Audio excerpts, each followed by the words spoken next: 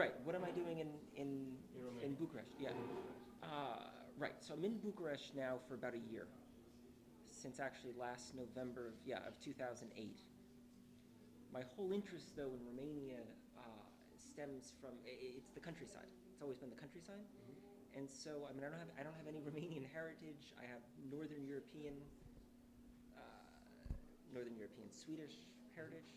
Sort of my family's came over to America about like 4 generations ago. It's like 100 years ago. So I've been doing photography since I was 10 years old. Uh, but even when I was like 13 or 14 in high school in America, I remember seeing all the pictures coming out of Eastern Europe. This is back in the early 1990s. And there was a particular photographer, an American photographer named Anthony Swa, who photographed the Romanian Revolution, and he also then spent the next few years in the early 1990s photographing. He's one of the first photographers, Western photographers, to photograph all throughout Romania right after the fall of communism. And I saw these pictures in sort of yearly photojournalism yearbooks.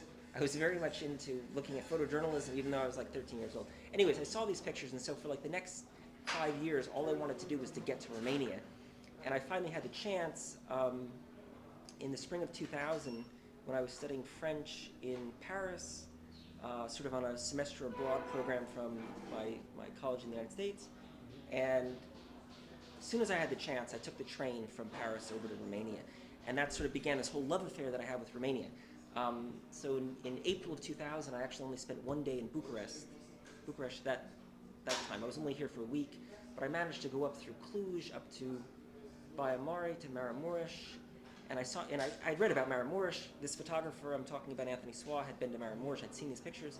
I knew this was like this amazing, sort of intact, rural folk life, sort of nowhere else, there was nowhere else like this in Europe, right? That's what I had read. So I went up there, only spent a few days, 2 days in Maramureș, then,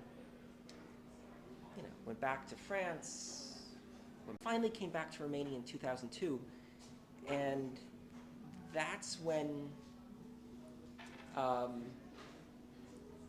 tried to come back and try to see if I could spend a large period of time in Maramureș photographing. Came back in the summer of 2002, up in Maramureș, and I went directly to Maramureș from Budapest. This is in August of 2002. And this is where it began my whole sort of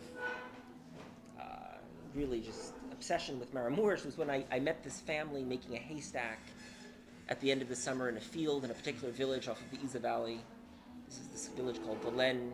It's right near Barsana. I don't know if you're familiar with this whole area, but I stayed with them for one night. They asked me in just to stay for them for one night. I wasn't expecting to stay. And I stayed in contact with them through a friend I had met in Baia Mare, who stayed in contact with the family. Anyways, to make a long story short, I was able to come back in the Christmas, La Crăciun, in December of 2002, expecting to stay for like a month to photograph, the pig slaughter, And all the traditions. I ended up then, though, extending it for most of the next year. And I left twice, because my sister was living in France and Paris. But basically, I sort of did that's sort of in vogue now. You sort of can go and like do these rural homestays, I basically did a homestay long before there was really any tourism there, so I didn't really pay any money, but I helped out on the farm. It was sort of this agreement, unspoken almost, almost. It also would probably be a little bit more difficult now, just because, as I said, all the youth have been going to Western Europe. They're very well aware of how you can make money. So, if you go, changed a bit. yeah, the mentality changed a bit. If I went to Maramureș now, they'd probably be expecting like 20 euros a night. I mean, that would be expensive to stay like a year. Yeah. But I also really put out and really